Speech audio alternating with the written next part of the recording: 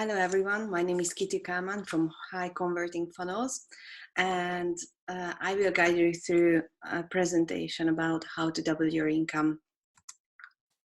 We go through these topics, where to find money in your business right now, nurture statistics and goals, how to grow your email list and nurture them, personalization and segmentation, benefits of email and marketing automation, what is a personalized automation, how to do a build, plan, map, and optimize your nurture campaign, success stories, and what's next. So let's see where to find money in your business right now.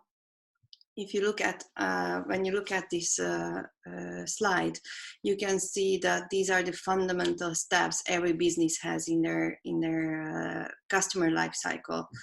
They generate new traffic, capture leads, systematize sales and conversion. Then, if people don't buy, they go into a re-engage phase, into a pre-sale nurture, and then after they purchased, they receive or you deliver what you promised. And of course, if you can over deliver, that's ultimately a very important goal, because then you can ask for an upsell or referrals when you have happy customers, and then they end up in the after sale nurture. You see the numbers are not in chronological order.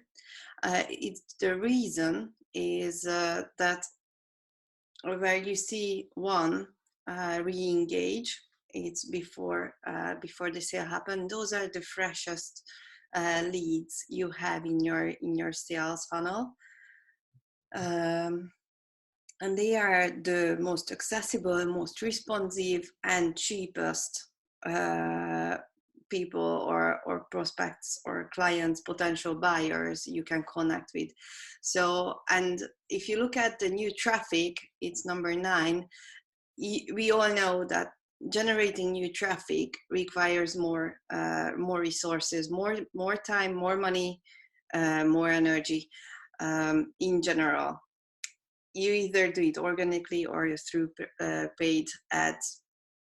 So the easiest to find money in your business right now, 1 is the easiest, 9 is the hardest. When you re-engage before the sale happens, it means that those people are fresh and new, and they still interested in your offers.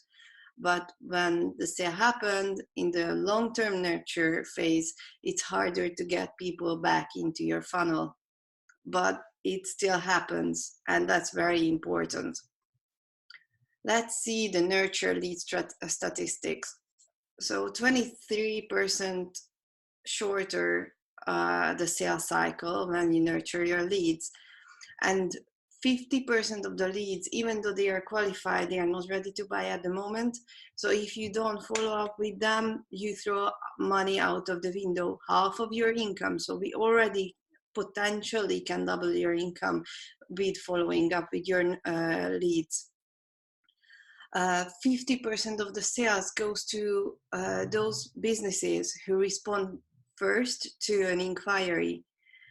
And segmentation creates 50% more clicks, and almost 90% of the buyers said that personalization is key in their purchasing decisions. Segmentation and personalization are key because you want to make them feel that you are talking to them one-on-one, right? The goal and benefit of nurturing, we want to play the numbers game. And if we don't want to, but we have to, or someone wants. But the thing is, we must play the game of the numbers. If we don't use benefits of nurturing, then we are losing out a ton of money. So we can reduce the response rate to new leads, we can stay on top of their minds, we can become an authority when we deliver value, we ultimately build relationships that's what is all about marketing and sales and business is about. It can be automated, and it's very important because it saves time and energy, but still we don't want to sound like a robot. Better targeting is what we can achieve, and better click-through rate and lower unsubscribe rates. That's what all count really is. We can make businesses thrive with automated marketing when it doesn't sound robotic. The response rate by time decreases crazily. Actually, it's almost first day when someone opts in and shows interest in your services or your value delivered, they are the most engaged at that time, and this will decrease by days, even by day 3, 5, 3. Yes, you can see a drop. And if you don't leverage that opportunity, if you don't guide them back to your sales funnel, if you don't guide them back to a different to another value you can provide, you will lose them very quickly. And most businesses still don't leverage this. And of course, if you're online, you can't answer every request, every opt-in in 2 minutes. You have to have a system or in place which will do it for you. But of course, you want to make it personalized and customized to that particular person. So you can see that you have to leverage this immediately. The thing is that social media profiles can be turned off anytime. It's not what you control, it's out of your reach. But if you grow your own list, that's what you control, that's what you own, and that's what makes businesses work in the long run. So in the front end, you have to be more visible, because if you're non-visible, then no one knows about your business, no one knows about your offer. In the back end, you have to have your system set up, and that will help you to deliver on your offer and nurture your leads. The visibility, the front end, what the goal is to create long-term searchable content, to create awareness and become an authority in your field. Examples of long-term searchable content are blogs, YouTube, Pinterest, and podcast. Yes, Pinterest is not a social platform. It's like a search engine with images. YouTube also is a search engine with videos. Blogs are your lasting content on your own website, and podcasts are the audio versions of the others. So blogs, place, and not just blogs, place lead magnets in all of these contents you create in there. And when you have the lead magnet, you have to have in the backend a goal with it. If you don't have a funnel, if you don't have a campaign behind the scenes, it doesn't worth it to build your list. You will have a dead list for nothing. But if you put in the effort and you build your email campaigns, you create value, you guide them through your sales funnel, your value ladder, where you give more and more value for more and more higher ticket price, then you can guide them through these steps. You can help them to buy your stuff. You can help them to understand and prepare them for the buy, right? So examples of lead magnets can be ebooks, checklists, cheat sheets, appointment scheduling as well, case studies. And make your content shareable on social media. We don't ditch social media, we leverage it. And that's very important because it plays a very important role in our business. In the back end, you should have a CRM which helps with segmentation and personalization as well. It does lead scoring and it keeps all the data you need in the back end. Of course, GDPR, we know it exists. A good CRM system is able to handle GDPR requests as well. You need an email marketing platform. Usually, CRMs already provide email marketing, and even better, they do marketing automation. They do provide marketing automation as well. You will need a landing page with a form. This can be your first page of your sales funnel, so you can create even a sales funnel for your landing page for your offer, which you will add to your long-term searchable content. Enable your social sharing on your blog. I highlighted your blog because YouTube, podcasts, and Pinterest already make it easy for you to, I mean, you don't have to do anything with them. Maybe with podcasts, yes, but you just have these already enabled by the service providers. And you can have an appointment booking tool. It's not necessary, it depends on your business setup. What happens before? You have to create traffic. I will not talk about traffic now, but there are plenty of ways of doing it. And here comes the social media bit, which we already talked about, that we don't ditch it, we leverage it. And Facebook, Instagram, LinkedIn posts, lives, groups, they work very well for this.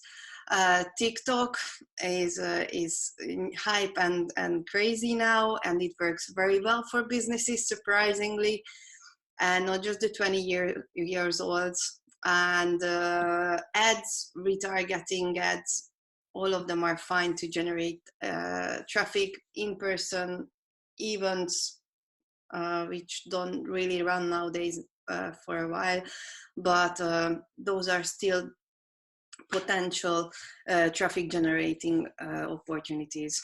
What happens after you deliver your lead magnet? In return of that they provided their email address. You will help them to go through your sales funnel and deliver them more value, more information. And of course, if you have an appointment scheduling tool in place, or that's what your funnel is about, to get them on a call with you, then you put that appointment scheduling tool into your funnel. What happens if they don't buy? If they don't buy your Tripwire offer, the Tripwire offer is the first thing where they have to take their wallet out and or bank card out, and they have to pay a low amount of money. If they don't buy it, then you can put them back into your pre-nurture sale campaign.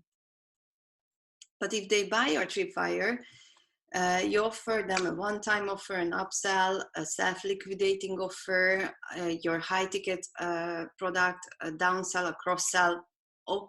It's unlimited what you can do in here. And most importantly, you start the nurture campaign. It's the after-sale nurture campaign. The thing is here, you should not direct them back to the same thing to buy it again.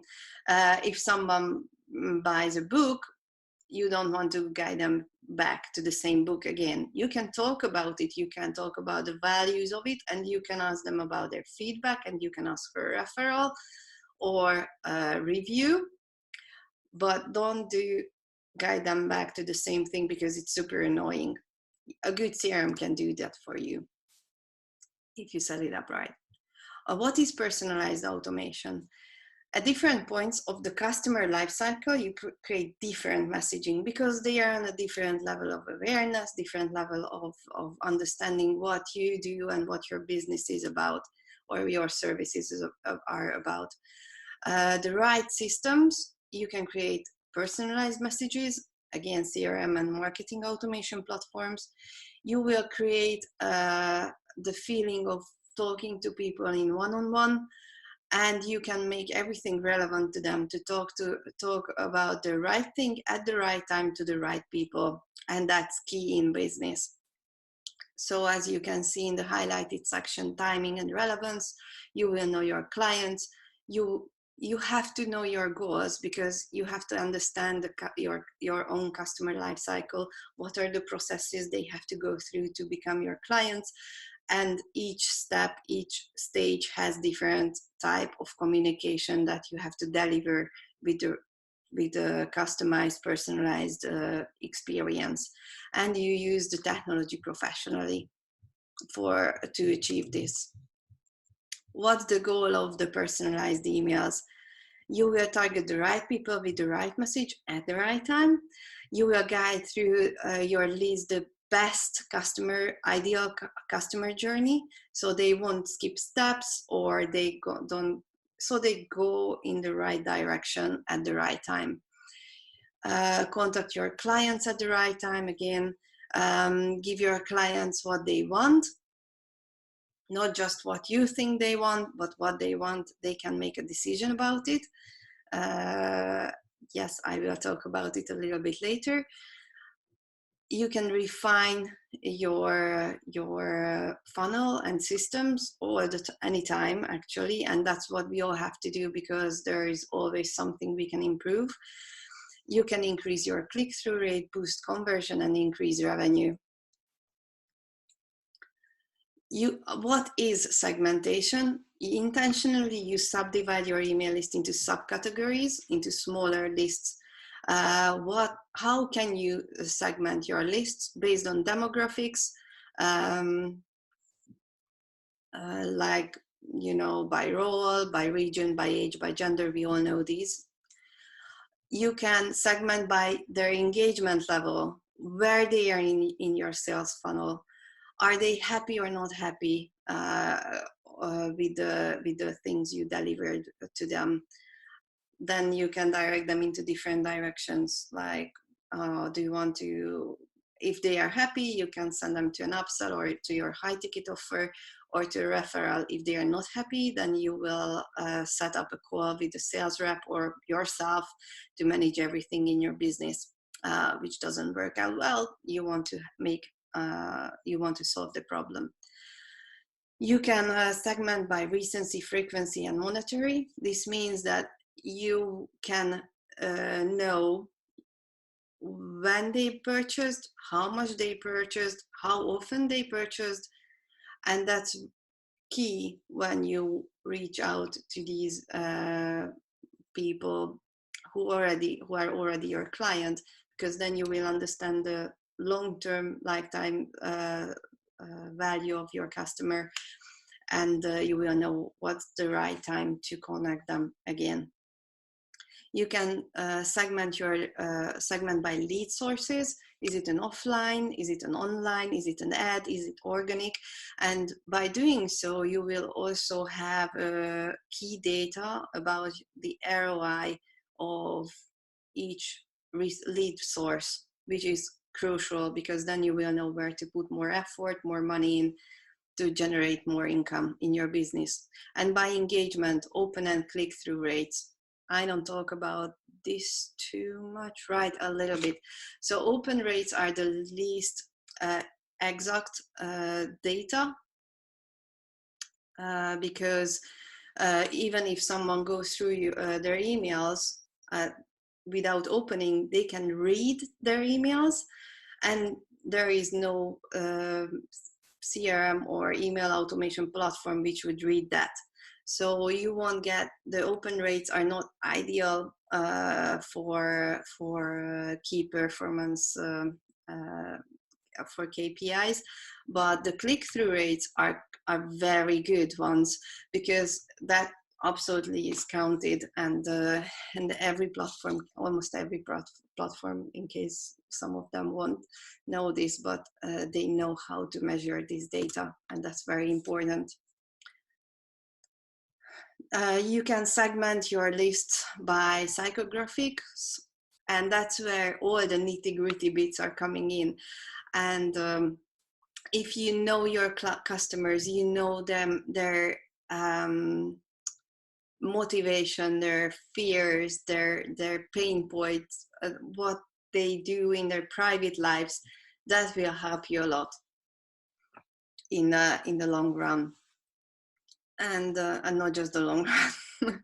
It helps anytime to understand who you are talking to. And just to give you 2 tips, let your customers self-segment themselves. Ask questions and they will click, and or don't click. That's an answer as well. And then don't overdo it. You don't want to end up with the subsegments of 2 people in 10 different segments. You don't want to do that, because then deliver different messages to these people, it's a little bit of too much work, and it probably doesn't make sense. You can leverage timing. When would you use segmentation? When could you use these messages that you create for your nurture campaigns? When you have a new customer, when someone starts a membership on your site, or when they step up on different step into different or sign up to different membership levels. Live events, networking, follow-up, re-engagement campaign, product shipments, online order confirmation, customer support, appointment scheduling, reminders, promotions, unlimited options, webinar reminders, product upsell, referral, customer anniversary, certifications. It absolutely depends on you. Holidays, anything. How to set up a nurture campaign. Let's go into the technical bits a little bit. You have to have your own goals. What is your goal with your nurture campaign? Is it before the sales? Is it after the sales? Do you want to reawaken your cold lead? Do you want to generate new leads in your funnel? Or what is your goal with this actual nurture campaign? Because you have to communicate that, or communicate into that direction. Who and what? Who are you helping with what? You have to set up your ideal customer persona or avatar, and when you go into the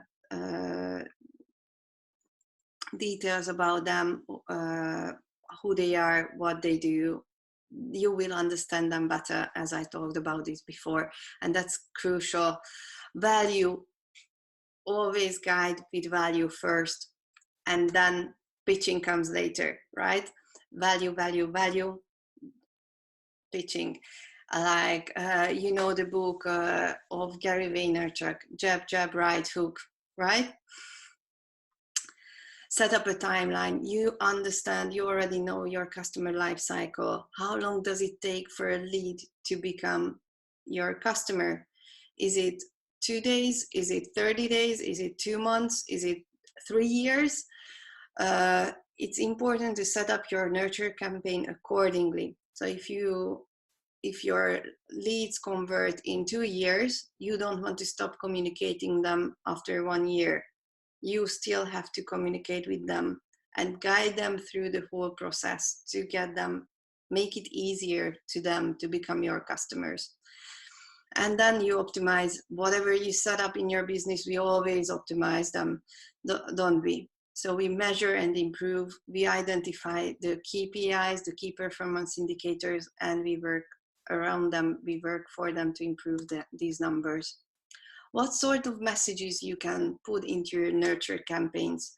Educational, promotional, best practices, demo, or product related information. Personal email, you have to put in your personality as well, because people don't do business with a business, they do business with the people, and the voice, the brand behind a company. And resources are very important and helpful as well. Optimize your nurture campaigns. You can optimize them to create more value and get more better outcome for your business by personalization. You make them short and sweet, because in a nurture campaign you don't want to go into the long haul. Send timely messages at the right time. Not, consistency is key. You can leverage social media with your nurture campaigns, which can correspond with the messages you are sending out. Use closely related content which is relevant to them, which is relevant to your actual offer. Don't talk about something totally different which doesn't have to do anything with the actual thing they showed already interest in. And use compelling subject lines in your emails to make them open your emails and read them through. What to measure? As I said, click-through rate, not the open rates. Open rates are unreliable. Click-through rates are exact. Number of new leads, the conversion rate, the unsubscribe rate. And to remind you, not all the benefits from lead nurturing campaigns are measurable in cash value. Let's see some success stories in CRM and marketing automation. LKR social media increased their annual revenue by 800%, grew their leads by 42.5% X from 2,000 to 85,000, grew their customer base from 200 to 6,000. Clean Corp, a cleaning company, increased their annual revenue by over 300%, and decreased their working hours crazily, and they could take some vacation out, which is important in a small business owner's life, because it's very hard to get out of your business a little bit and still feel safe that your business runs well behind the scenes. Iron Tribe Fitness grew their revenue by 300%, increased their lead capture as well by 300%, and opened 60 franchises, and their customer retention rate reached almost 100%. Burson Orthodontics, they grew their revenue 10x, they 10x their revenue, they doubled their referrals, reduced the acquisition cost by more than half, more than 50%, and they also managed to grow their vacation days from 5 to 42 days, which is crazy. Tyler New Media grew their list from almost 10,000 to 110,000, and grew their Facebook fans to 400,000. Here and Play grew their lifetime customer value by 400% and increased the repeat sales by 80%. So what's next? You will find the resources, and of course you're welcome to arrange a free strategy call with me to see where your business now, where you want to go, what are the problems or challenges you see, and we can see if we can work together. Right? I hope this was helpful for you. See you later.